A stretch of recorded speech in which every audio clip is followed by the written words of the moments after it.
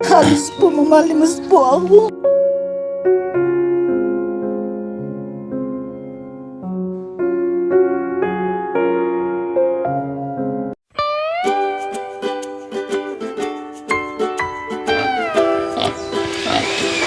At ayan na nga mga kababayan, mga kabarangay, magandang umaga po sa atin lahat. At ngayon mga kababayan, andito na po ako sa Urdaneta City, sa Barangay Bayawas po. At nakilala natin dito ang asawa ng isang barangay kagawad na si Ma'am Obet Ignacio. Siya po yung nagturo sa atin para matuntun natin tong mag-asawa na medyo hirap, hikahos ika nga sa kanilang pamumuhay. Kaya andito po ang Team Daddy Frankie para tignan natin ang kanilang kalagayan, sitwasyon, para malaman natin mga kababayan kung ano ang pwedeng itulong natin. So samahan nyo ako mga kababayan.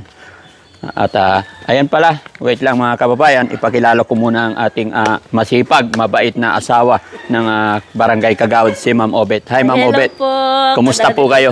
Okay naman po, Daddy. Maraming salamat at nakarating kami dito sa inyong barangay. At ako'y nagpapasalamat din sa mainit na pagtanggap ninyo sa Team Daddy Frankie. So, puntahan natin sila. Opo, sige. Ayan, salamat po. Ano pangalan ng nanay dito? Maribik po. Maribik, ha? Nanay Maribik. Sir, Pasok po kami. Ayan. kaya lang, Ayan, Nay, kumusta ka na po, Nay? ito po, sa awa ng Diyos. Ayun. Lunch time na. Kaya kami nandito, Nay. Makiki-lunch sana kami. Pwede rin po. Pwede rin. Ano ba ulam natin ngayon? Binilan ko lang po ng, Ay, may takip pero walang laman. Opo. Wala na. Sige, joke lang, Nay. Joke lang. Kami po, ako nga po pala si Daddy Frankie. Ako po si, kwan po, yung pasensya na po, medyo. Mga kababayan, sorry, Nay. Okay, relax ka lang, Nay. Huwag kang kabahan, Nay. Salamat Opo. po, nakapasyal po kayo. Opo. dito. Kami, Nay, pumunta dito. Huwag kang kabahan, huwag kang natitense po si nanay, mga kababayan. Sila po yung mga nanay natin na hindi sanay pag may mga ganito. So, pagpasensyaan na natin, mga kababayan, mga kabarangay, no? Dahil medyo natitense pa si nanay. Nay! Okay ka na? Minom ka tubig, Nay. Hindi pa nga nakaigip yung matanda, doon pa ako mag-iigip saglit. Ay, Po ako. Dito na lang po, malinis din naman. malinis yan. Oh. Saglit po. Baka kasi maano si nanay, mga kababayan, ang init ng panahon, kaya painumin muna natin ng tubig. Pawis na pawis. Okay ka na, Nay? Matanong ko lang, Nay. Asawa niyo po? Nandun po, saglit lang po. Nandiyan pa. Tawagin niyo po para makausap din natin. Ano yun, bingi po siya. Bingi. Okay lang po yon. Yung likod ng bahay nila, mga kababayan. Parang bundok-bundok din dito. Ilog. Makalungkong pong tawagin. Ito po yung asawa ko. Asawa. Hello, Tay. Magandang morning po. Naimbag na bigat mo ka no. Naimbag na bigat. Ganun din daw po sa inyo. Salamat naman. Ito ang bahay niyo po. Nay, matanong ko lang, ilan po anak niyo? Bali po, wala po kaming anak, sir. Kasi tinanggal po nila yung mattress ko kasi may mayoma po. Oo, kaya lalo po akong naghina. Nanghina. Opo, meron nga po akong ooperahan dito. Wala nga po akong pamasahe papuntang BGS po. PGH? Pero may schedule na kayo doon. Magpapa-schedule pa, sir, pero wala akong pamasahe. Nagkasakit po sila kay may pustit po, hindi ko po maiwanan. So, gaano na kayo katagal nagsasama, Nay? 18 years old pa po ako nung ikasal po kami. 18 years old kayo nag-asawa. So, mula noon hanggang ngayon talaga hindi kayo nagkaroon ng anak? Kasi may mayuma po, cancerous po yun. Si tatay. Anong trabaho dati ni tatay? Nagdadrive lang po ng Tricycle. Upo kayo, Tay, Nay. Mga ngawit kayo. Sige. Ito bahay nila, mga kababayan. 18 years old pa lang daw si nanay nung sila ay mag-asawa. Pero kasawiang palad, mga kababayan, talagang hindi raw sila binayayaan ng anak dahil sa kanilang sakit. May sakit si nanay sa mayoma. Yan, aalamin na. Pwede pumasok, Nay? bahay. Ha? Okay lang, Nay. Hindi po yung laki ng bahay o ano. Sisilipin lang namin, Nay, no? Butas-butas po. Oh, butas-butas. Okay lang yon, hindi importante. Importante po yung nakatirang tao. Ano po? No? Pasensya. Tay, okay ka lang? Mga kababayan, mga barangay. Si tatay po, tahimik lang po siya kasi po mahina na po ang kanyang pandinig. Ilang taon na po si tatay? 70 na po. 70 na. Si nanay po? 59 po. Ano yung pangalan ni nanay? Marivic Ramos, sir. Marivic Marivic Ramos. Si tatay? Jaime Ramos, sir. Jaime Ramos. Sige tay, dito tayo para pinapawisan si nanay. Dito tayo sa labas. Mga babayan, mainit talaga ang panahon kaya dito na lang tayo sa harapan ng bahay nila. Nandito tayo mag-usap, magkwento. Sobrang liit kasi ng bahay nila. Tsaka madilim dahil wala pong ilaw. Kaya mas minabuti ko pong dito na lang sila kakausapin sa gilid ng kanilang bahay. At ito rin po'y gilid ng ilog. Ayan. Oh, okay lang, Nay. Huwag kang mahiya. Nay, pakilala ako. Si Daddy Frankie po.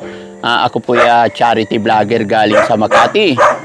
Ayan. Kaya salamat sa Diyos at nakilala ko po kayo. Ayan.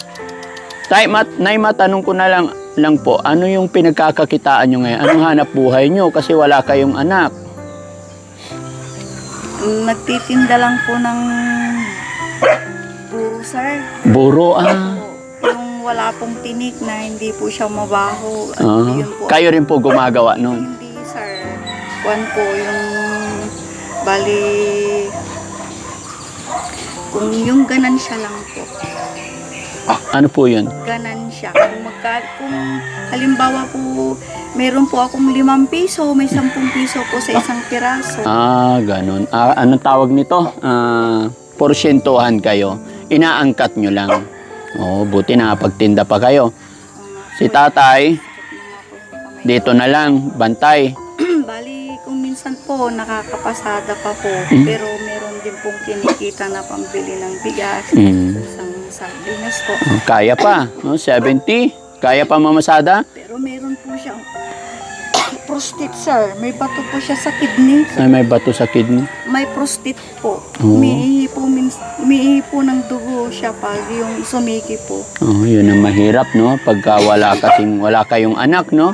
Mga kababayan, ito yung mahirap na sitwasyon. Kasi wala silang anak.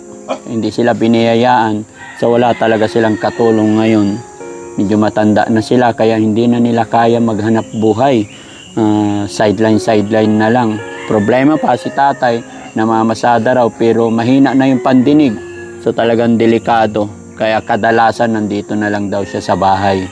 No? Tapos si nanay nagtitinda ng buro. Pero ooperahan po kasi ako dahil may tumor po itong Sino kasama mo pupunta doon, Nay? ako lang. Ikaw lang. May yung awa po ng Diyos, yung Holy Spirit po. Siya ang kasama nyo. Sa bagay yun lang, sigad lang po. No? Hindi ka ba nahihirapan, Nay, na wala kayong anak? Sikon po eh. Iniisip ko po ang anak ng Diyos. Ang anak po ng Diyos, nahihirapan po nung timira dito sa ibabaw ng lupa. Mahirap. Pero wala nga po siyang pagsang-anuhan ng ulo niya. Di ba wala ring bahay si Kristo Jesus? Opo. Iniisip ko po. Mm. At saka magkakaroon po ng buhay na walang hanggan. Yun po ang iniisip ko kaya may pagtitiis po. At saka nakikita ko po ang kalagayan ng aking asawa. Kaya hindi ko po siya naiiwanan. Opo. Kasi uli lang lubos na po ako. Dahil hindi ko po nakita ang itsura ng aking ama. Ampun po ko ng matandang magkapatid. Opo. Kung saan-saan po ako nakitira hanggang sa inasawa po ako ng aking asawa ngayon na 18 years old po ako na inasawa niya. Oo. Awa ng Diyos, may nagpatira po sa amin dito na mabait po na tao. Opo. Si Kagawad Crisanto Lali po, napakabait po nila sa amin. So sila po yung, hindi nyo pa pala to sariling lupa. Pinatira lang kayo ng kagawad dito. Bait talaga ng Panginoon, no? Panginoon na... Isip ko po na si Kristo Jesus po na pumunta dito sa ibabaw ng lupa. Wala nga po siyang unan, wala nga po siyang pagsasandalan ng ulo niya. Siya po ang parang inisip ko na, habang iniisip ko po yun, habang nananalangin po ako. Napapatibay naman po ako, nakakapagtiis po ako. Mahirap din ang buhay ng aking asawa, ang kamag-anak po. Ang kamag-anak po niya, mahirap din po ang buhay nila. Kaya ulilang lubos na rin po ako kung iiwanan ko yung asawa ko. Parang nakikita ko yung sarili ko. Kaya nabubuhay po kami sa awa ng Diyos. Opo. Yan po ang totoo. Asensya na po. Okay lang.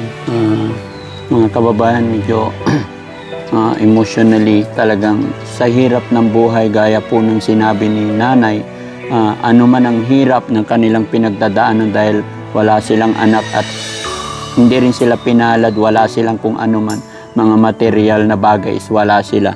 Pero si nanay at si tatay talagang sila'y mayaman sa puso at sa pangaral ng Panginoon. Kumbaga kahit anong hirap ng buhay nila, iniisip na lang nila si God nga daw ay dumating dito na wala man lang masasandalan ng kanyang ulo. So napakaganda ng mga binitawan mong salita, Nay. Maraming makakapulot ng mga salita mo ngayon. Pero Nay, paano yan? Tumatanda kayo. Paano pag hindi na kayo makakilos? Paano yung pagkain nyo po? Mahal naman po ng Diyos ang mga namamalimos. Po? Kuwan po yung ibang mga tao. Opo. Kilala naman po kami, baka mabibigyan po kami. Tsaka yung awa ng Diyos po, doon po kami sumasandal. Sa awa ng Panginoon kayo nagtitiwala sa bagay, no? Sabi nga ng Panginoon, yung ibon nga hindi nag-iimbak ng pagkain, wala silang kamalig, wala silang bahay, pero nabubuhay sila, 'di ba? Tayo pa kaya na tao, 'di ba, na may isip. So tama ka, Nay, no? Sana gabayan pa tayo ng Panginoon. Lahat tayo. Opo, lahat tayo mahal ng Panginoon.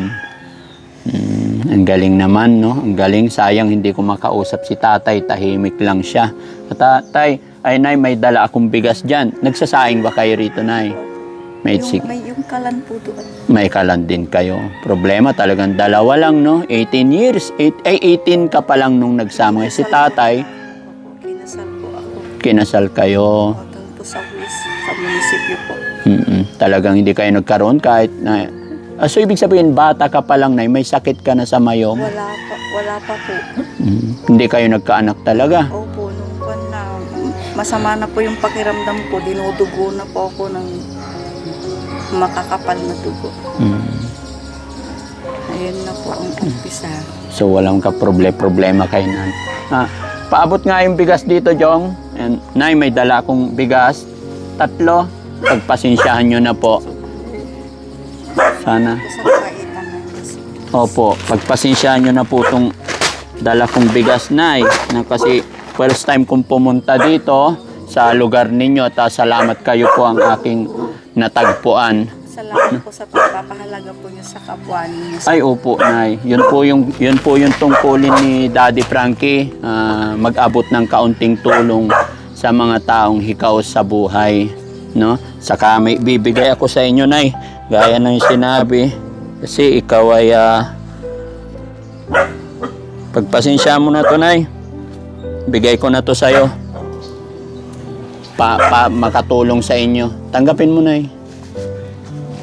Para sa'yo ko na lang ibibigay lahat. Nakabait po ng Diyos. Opo.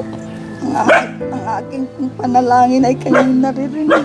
Opo. Kaya malayo po kayo, pero bakit kayo nakarating dito para kami lang ay bigyan ng pagpapahalaga? Opo, Nay. Wala kayo, hindi gatang mo, tiagas mo ng sakit ka. Halos po mamalimos po ako. Po. Halos namamalimos po ako dahil wala po akong kamag-anak dito. Nakikimagkamag-anak lang po ako sa kamag-anak ng asawa. Napakabait po ng Diyos dahil hindi po kayo taga rito. Opo. Ang Holy Spirit niya, pinapakinggan pala niya ang ating panalangin. Opo. Kaya pasalamat din ako sa Panginoon kasi ginabayan kami para makarating dito sa inyong lugar. At nagpapasalamat din po ako sa mga taong nagdala po sa inyo dito para Opo. tulungan po kami. Sila asawa ni Kagawad. Hindi po kayo nakarating dito kung hindi Kung po hindi sa dahil kanila. sa kanila. Maraming salamat po sa Opo. mga taong maganda po ang puso, ang Yung mga kalooban. taong dahilan kung ba't kami nakarating dito Nay is kasangkapan lang po ng Panginoon. Hindi po yan magaganap kung hindi kaloob ng ating Diyos Ama. Salamat po sa aming pagtira dito nila Kagawad na hindi po kami nagbabayad po ng upa, hindi katulad ng iba dyan na pinagbabayad po. Oo. Mabait po silang mag-asawa ni Kagawad Crisanto Lalika at saka si Madam Juliet, yung mga tao dito Opo. na namamahal at tunay po silang napakabait. Ilang taon na po kami dito, hindi lang po sa 10 taon po kami dito nakatira. Walang bayad, no? Sobra po ang kabaitan nila. Salamat sa Diyos may mga tao. Sana dumami pa ang taong kagaya nila, no? Na mababait. Hindi sila Opo. mapag-interest na tao. Opo. Sila Madam Juliet at Kagawad, tignan niyo po ang ginawa nila sa amin. Sila po ang ginamit ng Diyos. Opo. Pinapakinggan ng Diyos sa totoo lang ang panalangin ng taos puso po. Pasensyahan mo na yung pera ko na kasi medyo bare yan. Pinapamigay-migay ko yan Napapahalaga po. sa mga nadadaanan ko pero nakita ko na mas kailangan nyo po. Bakit po nakasiksik kami dito? Opo. Malayo po yung sa amin. Opo. Narating po ninyo. Ang Opo. Diyos po talaga. Opo. Nakikinig sa mga panalangin. Anong unang-una yung bibilhin na sa perang binigay ko? Yung SIM po. Asim. Kasi, opo. At saka, po, magpapa-opera po ako. Kasi nandito na po yung yung sakit niya. Umakyat na po. Sinasakal na po ako. Tsaka sa dibdib ko. Opo. Hayaan mo na may awa ang Panginoon, hindi niya tayo pababayaan. Ano po? Totoo po yun. Kahit ulilang lubos na po ako. Opo. So ano yung pangalan ulit ni nanay? Marivic Ramos. Marivic Ramos, tsaka si tatay.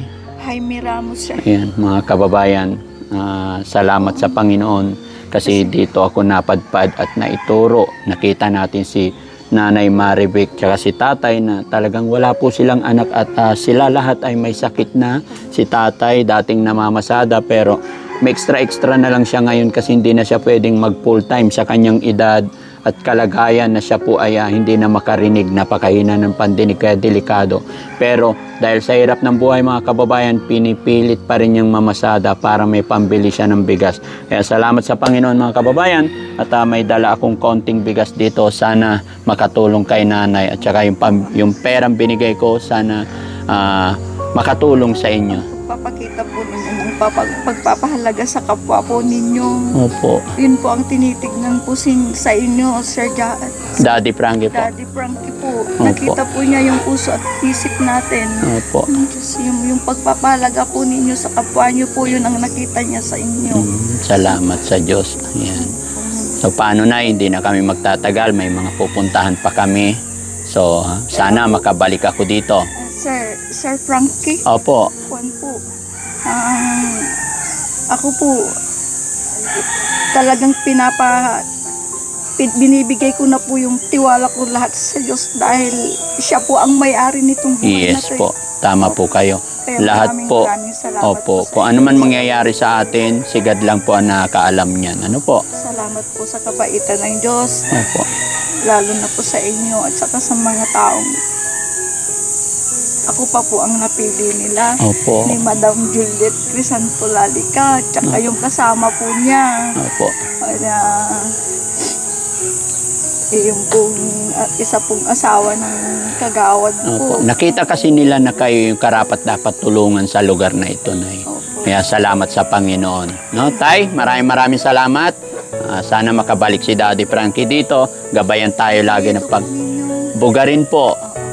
Ayan, bugarin po. Actually, tubong Pangasinan din ako sa Malasiki. Pero naninirahan na ako ngayon sa Makati po kasi. Ayan, so mga kababayan, maraming salamat. At si nanay at si tatay, sila po yung natagpuan ni Daddy Frankie dito. Kaya mga kababayan ko, mga kabarangay dito sa Barangay Bayawas, Ordanita City. At maraming salamat. Mabuhay po kayong lahat. Shoutout po sa atin lahat. At syempre, kay Kagawad, tsaka sa aking classmate din na si Mylene Ormasa. Siya rin po isa sa dahilan bakit ako nakarating dito. Maraming salamat. Daddy Frankie po. From Pangasinan, anak ng Pangasinan. Mabuhay po tayong lahat. Magsasabi lagi si Daddy Frankie na gumawa lang tayo ng mabuti. Sigurado ako, mabuti rin ang ibabalik ni God sa atin. Bye-bye. God bless po.